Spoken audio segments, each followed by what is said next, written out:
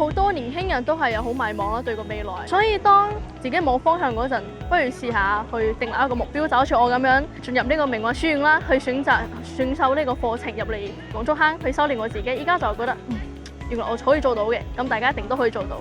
DAE 呢個課程可以令我喺中英數入邊攞到最基本嘅分數，因為拎到5條2嘅成績就係進入呢個公務員最低嘅要求啦，所以我就選擇咗去讀呢個 DAE 嘅課程。有心報讀呢個 DAE 課程嘅同學，亦都可以考慮咧係報讀呢個學警訓練課程，係令到佢哋咧能夠將自己咧由一個普通嘅年輕人變成一個咧非常之有幹勁同埋有自信嘅年輕人。我係2526屆嘅明愛書院嘅 DAE 學生，係2位細路仔嘅媽咪嚟嘅。當時入嚟之前咧，體能係好差嘅，我都曾經喺第2次訓練嗰陣已經喊咗嘅，覺得好有壓力，係咪揀錯咗咧？呢個騎的課程咧，俾到我哋好多嗰啲訓練嘅安排啦，只係針對每一個人嘅體能去做啦。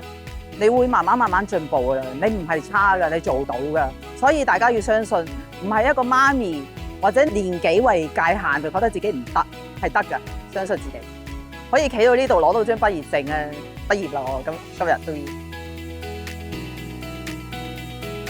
喺畢業之後咧，係可以參加我哋香港嗰幾個嘅紀律部隊嘅。而至於佢考慮呢個讀書嘅途徑咧，亦都可以考慮報讀我哋聖方濟各大學高級文憑課程，特別係咧犯罪及安保科學嘅高級文憑課程，係特別適合我哋 DAE 嘅同學去報讀。我覺得 DAE 課程帶俾你嘅唔單止係5條2嘅最基本途徑啦，更加令你可以體驗到喺黃竹坑警校體驗式嘅訓練。佢哋帶俾你嘅嘢係令你呢一生都可以受到影響嘅。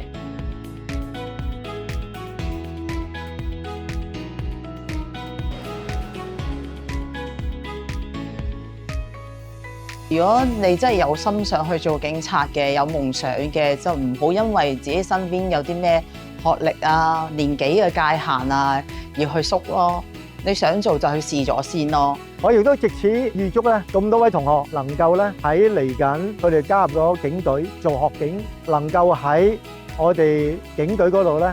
係萬事順遂，前程錦繡。